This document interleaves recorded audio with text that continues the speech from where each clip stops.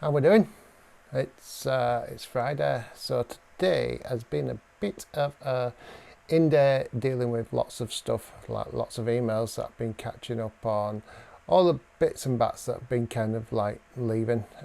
So it's good to have one of them days because you actually feel like you've completed something. So one of the things I have to do is I have to cull yesterday's photo shoot, and like culling isn't my strongest point because basically I like my pictures too much and I don't want to kill my babies. But because of that, I spend a lot of extra time editing pictures that no one's going to have actually use. So now I'm trying to behave and be really kind of a bit harder on myself to just cull the strongest images, because even then if you reduce the number of pictures in the gallery, it makes the gallery look stronger. Sometimes I include images where I go, oh, I like that, but I don't like it as much as the previous image, so why don't I just give that one image? So yeah, culling, that's where I'm at. I use Photomechanic for that, and yeah, I'll come back to you later.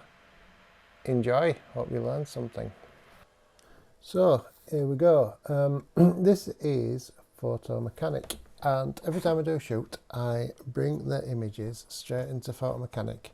I actually kind of do what's called ingest, where I'm just taking them off my cards, but it's kind of a really safe way to do it, and I also back it up to 2 drives as well at the same time, so it's a bit of security. So this is the shoot that I did yesterday, the personal brand shoot with Tina, and I went a bit mad as usual, and I shot 1,628 pictures.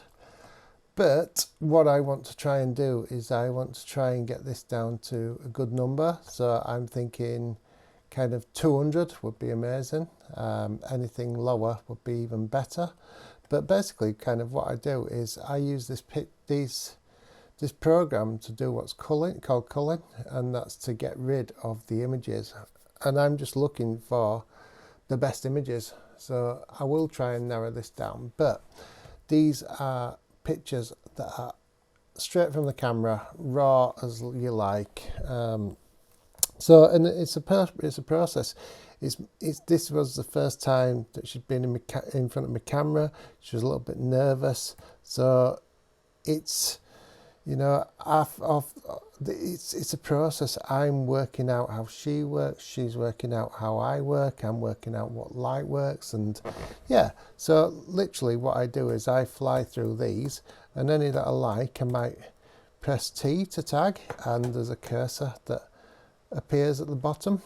So I'm trying to edit in, so only the ones that I actually like will go in, and then I'll probably do another cull. So you see that everything I'm shooting is in black and white, so I always have my camera set to black and white, because all I want to do is look at the light, look how it is on the face, look how it's showing. I don't want distractions of colour. It just helps me. I will probably tell you more about this and why I do it, but this is kind of some of the just what we were going through yesterday. So there's like a green garage door here, but it's all a massive process. It's just constant minor adjustments to try and get something really good, and then I've got to narrow this down to a reasonable number. But yeah, I can kind of go into any one. Like these ones are really nice because she was relaxed. We were sat on like this really low ledge, and by this time we could have a laugh, and I could, she can look away from the camera. So what I will do is I shall be back, as Arnie said. But yeah, that's basically the first start of the process, but I'll go through it a little bit more after I've narrowed them down to a better number than 1,600 and something, eh? So I'm just going through these pictures, and this one popped up, And it's all about body language. You see how like she isn't relaxed at the moment, and it's all about fine adjustments. Um, like when I'm doing a shoot, I'm trying to help people. I try and tell them how to stand and where to put their arms, but I don't want to change who they are. You know, I don't want them to listen. I don't want to direct them too much, but I will give them pointers. So I could see that, you know, it's nice, kind of relaxed-ish pose.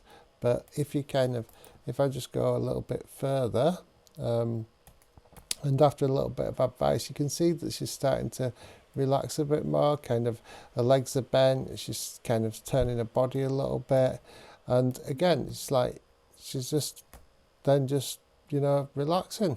But yeah, it's all a massive process, and people work differently. So there we go. I'll be back soon.